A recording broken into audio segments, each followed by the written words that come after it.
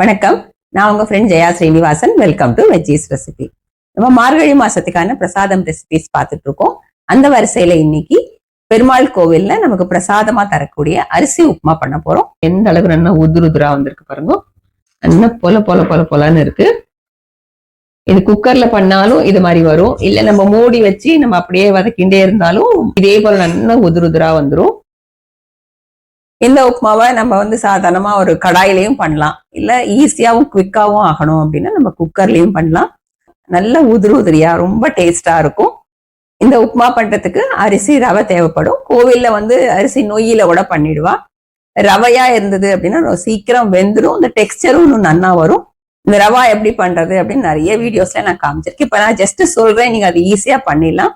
நான் 1 கப்பு பச்சரிசி எடுத்துட்டு இருக்கேன். பச்சரிசி நம்ம சாப்பிடறதுக்கு யூஸ் பண்ணுவோம் இல்லையா, பழைய பச்சரிசி, அதை நம்ம எடுத்துக்கணும். 2-3 தடவை வாஷ் பண்ணிட்டு ட்ரைன் பண்றதுக்கு விட்டுட்டோம்னா தண்ணி ஃபுல்லா ட்ரைன் ஆகி கொஞ்சம் அரிசியுமே ரொம்ப ஈரம் இல்லாம இருக்கும். அதாவது கையில அப்படி பிடிச்சோம்னா ஒட்டாம இருக்கும். அந்த ஸ்டேஜ்ல மிக்சி ஜார்ல கொஞ்சம் கொஞ்சமா போட்டு நம்ம பல்ஸ் மோட்ல அரைச்சிட்டோம் அப்படின்னா நல்லா ஃபைன் ரவையா நமக்கு கிடைச்சிடும். அந்த ரவைய 1 கப்பு நீங்க அளந்து எடுத்துக்கோங்க. நிறைய குவான்டிட்டியில பண்ணணும் அப்படின்னா நம்ம மிஷின்ல கொடுத்து கூட அரைச்சிக்கலாம். இந்த ரவை ரெடியா இருந்ததுன்னா இந்த உப்புமா மட்டும் இல்ல, நம்ம பிடி கொழக்கட்டை எல்லாம் பண்ணுவோம் இல்லையா, அப்போ கூட நமக்கு யூஸ் ஆகும். ஃபர்ஸ்ட் டைம் சேனலை பாக்குறீங்கன்னா ப்ளீஸ் சப்ஸ்கிரைப் பண்ணுங்க. பெல் ஐகானை கிளிக் பண்ணி ஆல் ஆப்ஷன் கொடுத்துட்டீங்கன்னா நான் போடக்கூடிய எல்லா வீடியோஸும் குவிக்கா உங்களுக்கு ரீச் ஆகும். வாங்க, ஈஸியா நம்ம பெருமாள் கோயில் எல்லாம் பண்ற மாதிரியான அரிசி உப்புமா குவிக்கா எப்படி பண்றதுன்னு பார்க்கலாம். கோவில் அரிசி உப்புமா பண்றதுக்கு ஸ்டவ்ல குக்கர் வச்சுட்டு 2 டேபிள் ஸ்பூன் தேங்காய் எண்ணெய் சேர்த்துக்கலாம். எண்ணெய் சூடானதும் 1 டீஸ்பூன் கடுகு, கடுகு வெடிக்கும் போது 1 டீஸ்பூன் உளுத்தம்பருப்பு, 1 டீஸ்பூன் கடலைப்பருப்பு, பருப்பு லேசா செவந்து வந்ததும் 2 காஞ்ச மிளகா, 1 டீஸ்பூன் மிளகு. மிளகு நல்லா வறுப்பட்டதும், மிளகு வறுப்பட்டதும் 1 இன்ச்சு இஞ்சி தோல் சீவிட்டு இந்த மாதிரி பொடி பொடியா கட் பண்ணி சேர்த்துக்கலாம். இஞ்சி பச்சை வாசனை போக நல்லா வதங்கணும். இஞ்சி லேசா வதங்கினதுக்கு அப்புறம் 2 பச்சை மிளகாயை பொடி பொடியா கட் பண்ணி சேர்த்துக்கலாம். எல்லாத்தையும் நல்லா வதக்கி விட்டுப்போம். கொஞ்சம் தாராளமா கருவேப்பிலை, 1/2 டீஸ்பூன் பெருங்காயம், எல்லாமே நல்லா வதங்கினதுக்கு அப்புறம் 1 கப்பு அரிசி ரவா சேர்த்துக்கலாம். இதுல 1 table spoon பைத்தம்பருப்பு.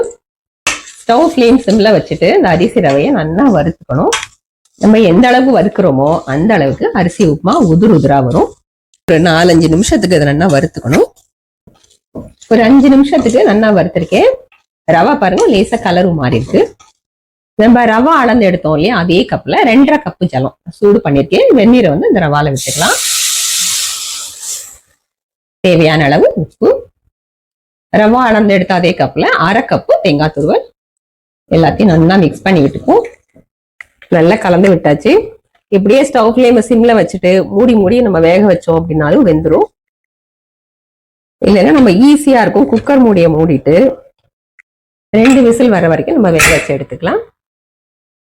2 whistle pressure release ஆயிடுச்சு. இப்ப குக்கர் மூடி திறந்துடலாம். உப்புமா பாருங்க நல்லா உதிரா வந்திருக்கு, பர்ஃபெக்டா வெந்திருக்கு. இது சூடு ஆற ஆற நல்லா அப்படி பொல பொலன்னு உதிரியா வந்துடும். பாருங்க உப்புமா சூடு ஆறினதுக்கு அப்புறம் எந்த அளவுக்கு நல்லா உதிரா வந்திருக்கு பாருங்க. நல்லா பொல பொல பொல பொலன்னு இருக்கு.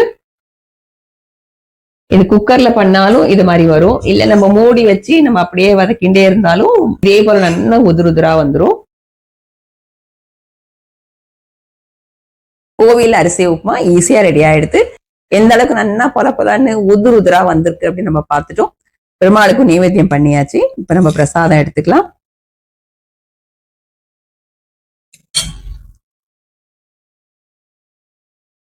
பிரமாதமா இருக்கு. சாப்பிடுறது அந்த டெக்ஸ்டரே ரொம்ப நல்லா இருக்கு. தேங்காய் எண்ணெய், தேங்காய் வாசனையோட ரொம்ப அருமையா இருக்கு. மிளகாயோட காரம் பிளஸ் நம்ம மிளகு சேர்த்திருக்கிறதுனால இந்த மிளகோட காரம் சேர்ந்து ரொம்பவே பிரமாதமா இருக்கு. கோவில்ல பச்சை மிளகாய் சேர்க்க மாட்டா, நான் சேர்த்திருக்கேன். இஞ்சி தாராளமா சேர்த்து அதை நல்லா வதக்கி இருக்கிறதுனால அந்த இஞ்சி வாசனையை நல்லா தூக்கலா அருமையா இருக்கு. தாளிக்கரைச்சே 1 டீஸ்பூன் ஜீரகம் சேர்த்துக்கோங்க. நான் இன்னைக்கு நான் மிஸ் பண்ணிட்டேன், மறந்துட்டேன் சேர்க்கறதுக்கு. பெருங்காயம், கட்டி பெருங்காயம் சேர்த்துட்டா இன்னும் நல்லா இருக்கும். குக்கர்ல பண்ணாலும் கடாயில பண்ணாலும் எப்படி பண்ணாலுமே இது நல்லா உதிரா வரும். உங்களுக்கு எது ஈஸியா இருக்கோ அப்படி பண்ணிக்கலாம். இதே மாதிரி இதே மெத்தட்ல இதே அளவுகளோட இந்த அரிசி உப்புமாவை நீங்க ப்ரிப்பேர் பண்ணி இந்த மார்கழி மாசத்துல பெருமாளுக்கு நைவேத்தியம் பண்ணுங்க. ட்ரை பண்ணி பார்த்துட்டு எப்படி வந்ததுன்னு கமெண்ட்ல சொல்லுங்க. லைக் பண்ணுங்க, உங்க ஃப்ரெண்ட்ஸ் அண்ட் ஃபேமிலியோட ஷேர் பண்ணுங்க. இன்னொரு மார்கழி மாத பிரசாதம் ரெசிபியோட நாளைக்கு நான் உங்களை மீட் பண்றேன். தேங்க்ஸ் ஃபார் வாட்சிங்.